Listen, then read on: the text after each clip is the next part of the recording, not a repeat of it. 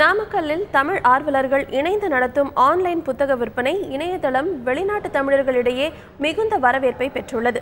எழுதிய 30,000க்கும் அதிகமான புத்தகங்கள் இந்த இணையதளம் மூலம் சந்தைப்படுத்தப்பட்டுள்ளது.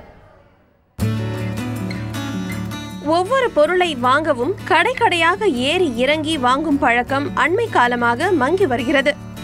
ஆன்லைன் மூலம் ஆர்டர் செய்தால் அனைத்து பொருட்களும் வீடு தேடி வருவதே அதற்கு காரணம்.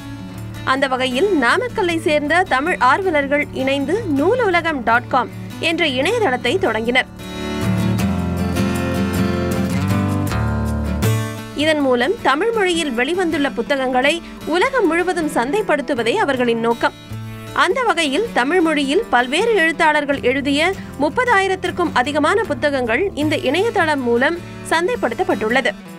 30,000 தலைப்புகள் பக்கமாக இருக்குது. இதில் அனைத்து விதமான பப்ளிகேஷன்ஸ், அதாவது பதிப்பகத்தாருடைய புத்தகங்களும் இங்கே டிஸ்பிளே பண்ணியிருக்கோம். அதாவது புத்தகங்களை வாங்கிறதுக்கு சில நிறைய இடத்துல எங்கே கிடைக்காது, அந்த மாதிரி இருக்கிற பட்சத்தில் இங்கே 30,000 டைட்டில்கள் ஒரே இடத்துல கிடைக்கிறது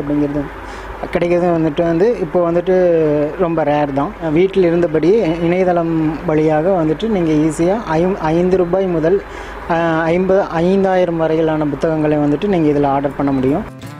இணையதள வணிகத்தால் புத்தக வாடிக்கையாளர்களின் நேரத்தை மிச்சப்படுத்துவதோடு சிறப்பு சலுகைகளில் புத்தகங்களை வாங்குவதன் மூலம் படிக்கும் ஆர்வம் அதிகரிக்கும் எனவும் அவர்கள் தெரிவித்துள்ளனர். இந்த இணையதள புத்தக விற்பனை இலங்கை, மலேசியா, கனடா உள்ளிட்ட வெளிநாடுகளில் வசிக்கும் தமிழர்களிடையே மிகுந்த வரவேற்பை பெற்று வருகிறது.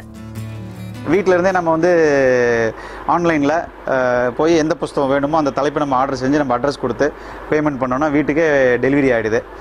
வந்துட்டு போகிற செலவு கூட இல்லை. அது வீடு தேடி நமக்கு இந்த புத்தகம் வர்றதுனால ரொம்ப ஒரு பயனுள்ளதாக இருக்கிறது. மலேசியா, கனடா, ஆஸ்திரேலியா, லண்டன் போன்ற நாடுகளிலிருந்து பார்த்தீங்கன்னா 100 புக்கு 50 புக்குன்னு ஒருத்தரே வாங்குறாங்க. தமிழ் மொழியில் வெளியாகும் படைப்புகளை உலக அளவில் எடுத்துச் செல்லும் தங்களது நோக்கத்திற்கு உலகம் முழுவதும் வாழும் தமிழர்கள் ஆதரவு அளித்து வருவது மகிழ்ச்சி அளிப்பதாக நூலுலகம்.com குழு தெரிவித்துள்ளது.